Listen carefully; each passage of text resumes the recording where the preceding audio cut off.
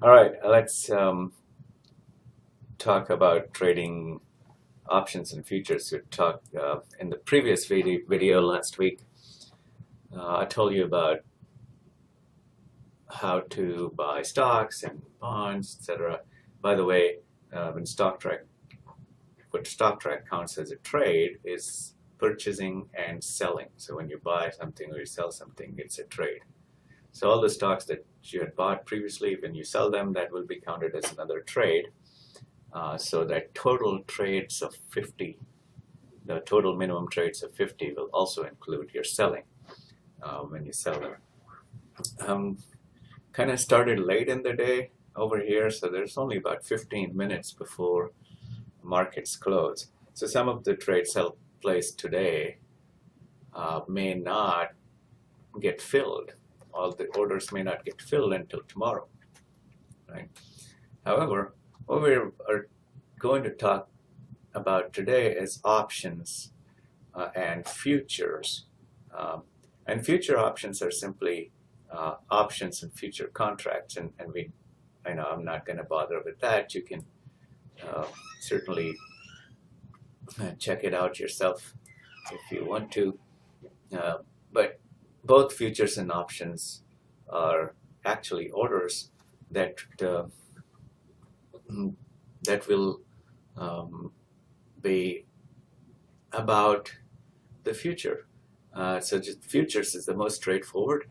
If you go into futures and want to trade futures contract, let's look at under trading, go to futures. And there's many different kinds of futures contracts, and that type of contract will be specified here. So right now it says indices.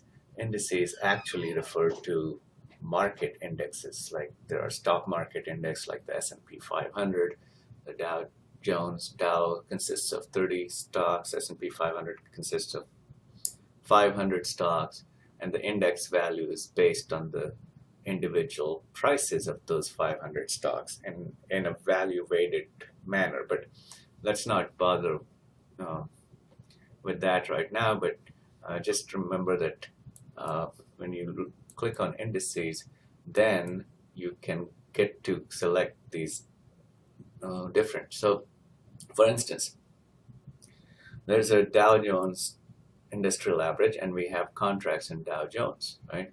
Now, it says error, getting ZU6 expired. Basically, it says that because I've got September 2016, that contract has already expired, so I need to select something like December.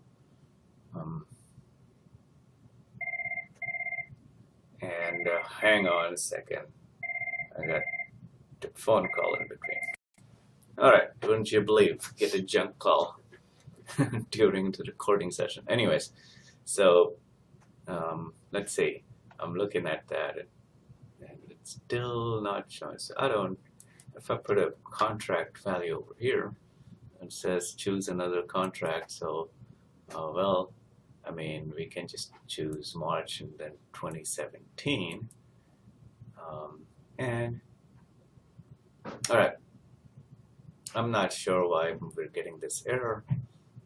Certainly can't be the contract March 2017 is expired, right? So there's a problem, there's a glitch. So I'm going to pick another one. Now the futures contract is rather large, right? So if you see Dow Jones, there's a mini Dow Jones as well, a mini Dow Jones. So that we'll be talking about a smaller contract, right? All right, so let me ignore that. I ignored that warning that it still kept telling me it's going to be, when I do preview, I'm not getting anything. So there's, I'm not sure what's going on. Let me pick another one over here. And now this one is S&P E-mini 500 September 2017. So that's a year to go. And that contract is available. even though it's a mini contract, it actually has a multiplier. So the current value of the Standard & Poor's 500 index is 2147. Actually, that was the last price of the futures contract. But there's a bid and an ask, and the ask is the price that we will pay. And then it has a multiplier of 50, which means that the amount that you're going to spend on this one contract is 50 times the 2147.25, right? 2147.25 times 50 is $107,000. So this is the small. This is the E mini 500, right? There's actually the regular S&P 500 contracts have multipliers of 50. So I would buy this if I thought that by next September the futures price, the S&P 500 index itself, its value will rise. And basically what I'm doing right now is let me go ahead and place this order, and you will see that even though the multiplier is 50 and the value of the contract is 107,365, that's 50 times the 2147.25. I only need to put 3,840, or actually 3,850, right, as a margin, right? So then, since, well, I'm buying, right? I'm buying, so I should really add the commissions, 38.50 plus 10. Anyways, let me confirm that. And what I've done is, all right. So $10 was the commission. This margin of 3,850 is simply money that's set aside from my account. Remember, I had $1 million to start with. This amount is set aside. Basically, it's taken away by the broker, and I just have this margin account. And tomorrow, the same futures contract may actually rise in value. It will rise. Now, once again, what is this contract? This is an agreement. I have an agreement to buy S&P 500 index for 2147.25, right? And to somewhat guarantee that I will do what I said I will, when am I going to buy? On September 2017, right? And as an earnest money, I put up a deposit of 3,850, right? Although the total value of the contract was over 107,000, right?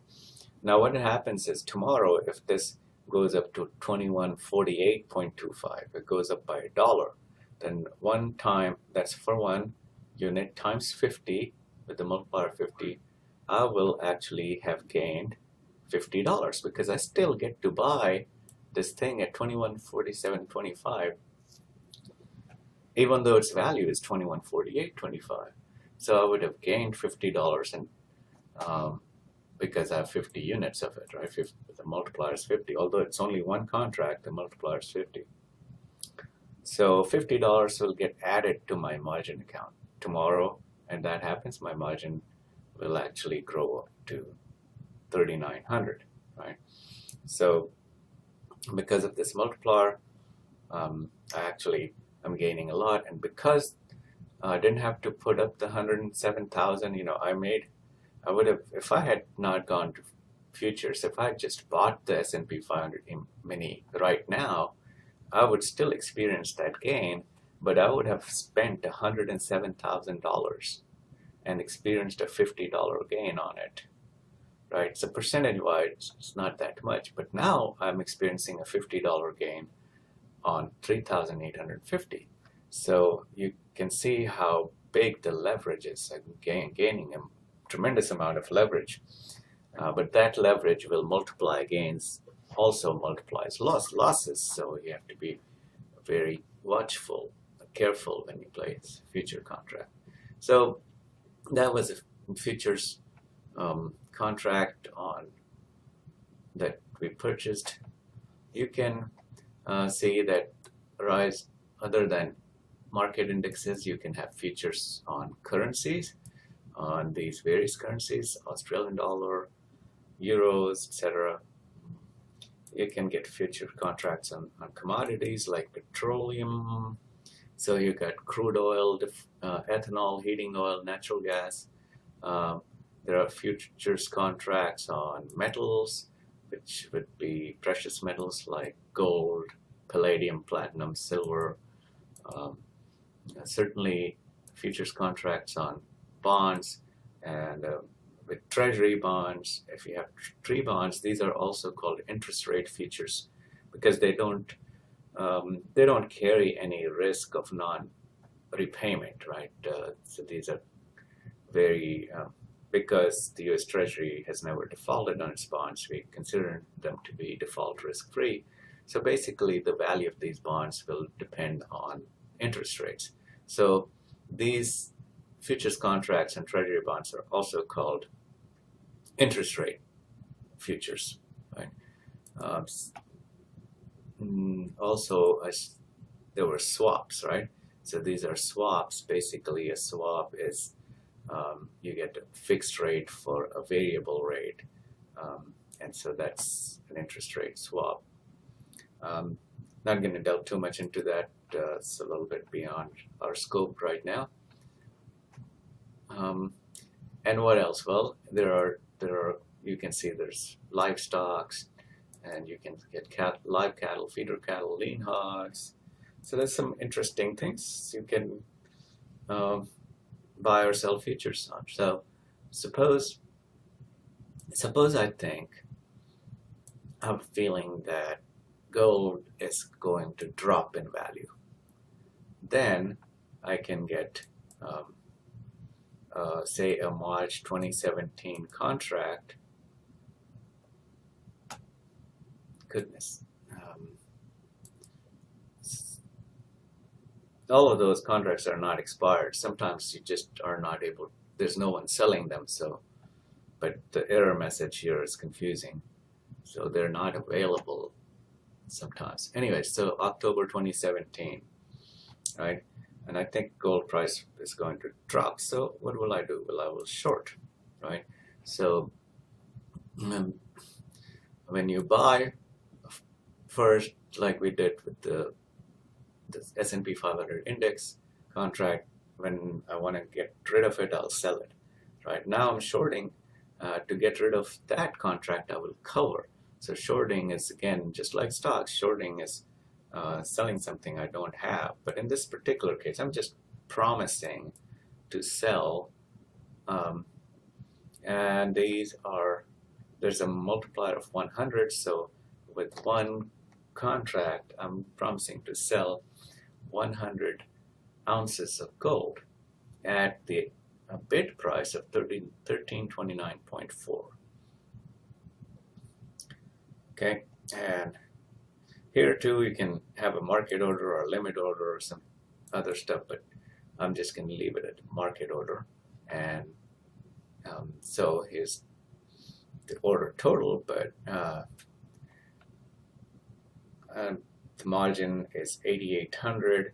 If you, of course, how big is the contract? Just take this 1329.4, multiply it with 100, and then you will see that it's worth 13,294, right? On which the margin is 8,800. So we're not quite getting the same kind of leverage as we were. Anyways, let's place this order. And now I promised to sell gold, and I still have to put up a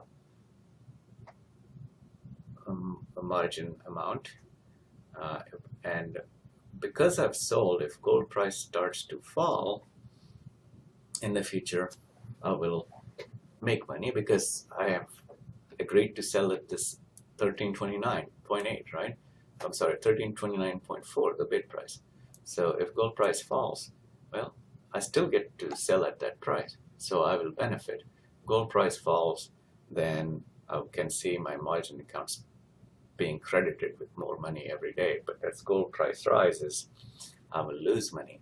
So once again, it is leveraged, although not to the same extent as the S&P 500 index contract. Is still every dollar rise in gold price will actually make me lose more than more percentage-wise than I would have if I had short sold gold in, say, the spot markets. Okay, so I'll go to the dashboard. I'm not going to see any improvement in my dashboard. I was at 24% before, and it is at 24% right now. And the reason for that is rather simple. Because if I look at my assignment, none of these ask me to actually buy futures. So there's no requirement for trading futures, right? But there is requirement for options. So there's 4 different types: buy, call, buy, put, write a call, write a put, right? So let's go into trading and get to options. Now, with an option, unlike with futures, an option actually grants me an option.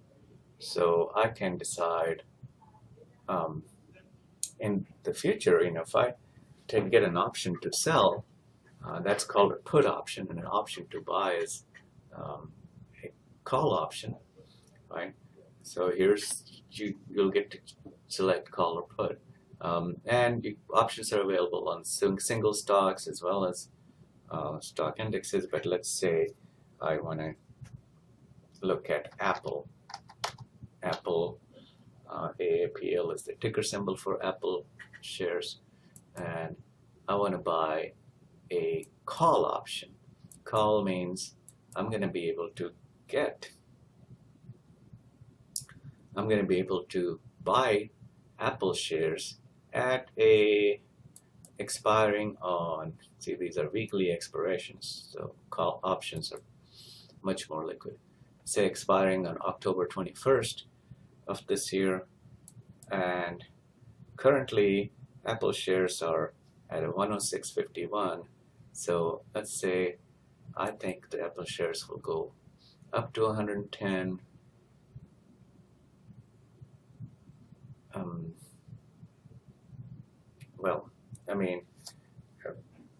And above, so I agree to buy at 110, right?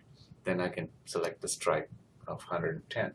And I'm doing this because I can buy this rather cheaply. What this is out of the money option, right? Currently, Apple stock price is less than 110. I think we saw it being 106 or something.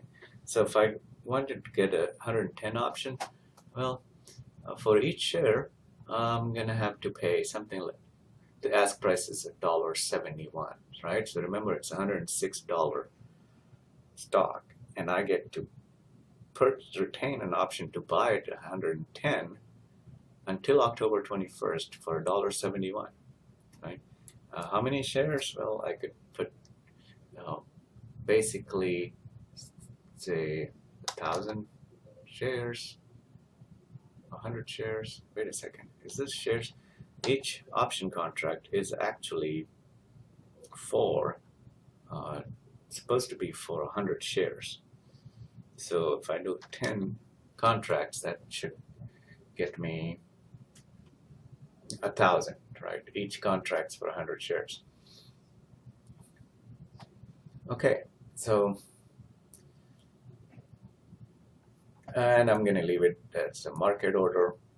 When I preview this, it tells me, I was going to say, remember, 10 contracts meant 1,000 shares. So we take this $1.71 and multiply it with 1,000, and that's my estimated cost, right? So basically, I'm agreeing to buy 1,000 shares. Actually, I have an option to buy 1,000 shares, right? And this is basically a payoff diagram. And as stock price rises over to the left, my profits will rise because I have an option to buy $1.71, right? I'm sorry, I have an option to buy at $110. $1.71 is how much I'm paying. And then if stock price doesn't rise to 110 and stays below, I can let it go. That's why it's an option. I don't have to do anything. It'll expire. I will lose the $1.71 I'm paying. So you can see that the losses are limited to $1.71 in this chart. All right, so let me confirm this, and I've just purchased an option, expired October 21st. Right now, I can wait till October 21st, see what the price is. Hopefully, it's 120, and I can capitalize on it. But I don't need to. The reality is that the same option that is expiring on October 21st will keep getting traded, be bought and sold until that day. And so if Apple's stock price starts to rise, the value of this option will go up. So it'll go up from $1.71 to, if Apple stock price starts to rise, it may go up to $2, $3, right? And I can simply sell the option I have in my position. So I don't have to wait till October 21st, right? So let's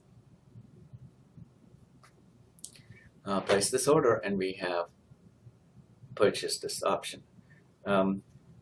Similar to buying, you can actually get an option to sell. And once again, you're buying to open this position. An option to sell is called, I'm going to put in a ticker so we can, it's called a put option. And the put option basically gives you an option to sell, right? Now, you can even sell an option, right? Remember, we purchased an option for $1.71, but you could sell that option, and that would be same thing as write an option. So writing an option is selling an option that you haven't purchased before. So you're basically creating that option to sell, and in other words, you're writing a contract. In order to do that, you have to do sell to open. That's how you write an option. So you're selling to open this position. So now, what are you selling? Let's sell Microsoft puts. Put option is an option to sell. So you're selling an option to sell. That's why, traders use the term writing an option, because you can write an option, or you can sell an option to sell, buy an option to buy, and it kind of gets a little confusing.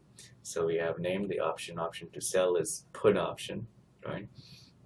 And selling of the option is called writing an option, right? So put option, and what strike price? Well, right now Microsoft shares are $57.60 each. So let's select first an expiration,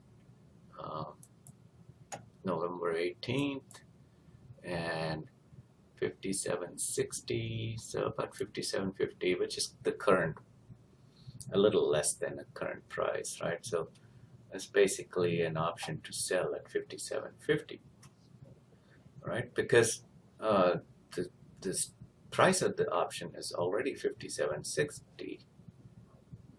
An option to sell at 57.50 is a little bit of a loser, right? Because you're selling something for less than what it's worth, right? So you should be able to get this option cheaply. Not that cheap. It's $224 bid and $226 ask. Let me get something even smaller, say 55. Now I'm saying, well, I think Microsoft stock price is going to drop, but this is much out of the money option, and you can see that its price is even lower. Once again, I'm going to sell 10 contracts. That's for 1,000 shares. And basically what we have done is sell to open. That's how you write the contract, right? And we are writing a put option contract, right? We preview this, confirm, and now I've written a put option. Okay, so go up. Let's go to our dashboard. Let's see how much. So I went up from 24 to about 30%. Basically, I did two things. I purchased an option and I wrote an option, right? So if we go to the assignment, we can see where we got credit for buying a call option and writing a put option, right? We got credit for those two things. That's what we just did. Anyways, so thought I'd introduce you to trading derivatives in a separate section, because derivatives are, especially options and futures, are about trades that you agree to make into the future. In futures contract, you're bound by that agreement. In case of options, if you buy an option, then you actually have a choice. Not when you write an option, you don't have a choice then, right? Because if both parties, both the buyers and sellers, could choose, then there wouldn't be any transaction that occurs. And so when it's in your interest, is not in the other party's interest, and vice versa. So with that, I think you are well equipped to go through and finish the Stocktrak assignment. We'll end this here. You'll see me in other videos.